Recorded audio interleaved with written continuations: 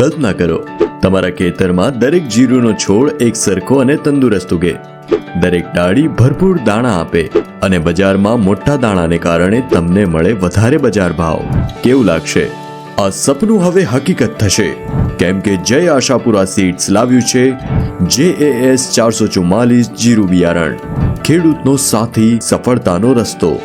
JAS 444 ની ખાસિયતો: number 1, વહેલો, એક સરખો અને જુસ્સાદાર ઉગાવો.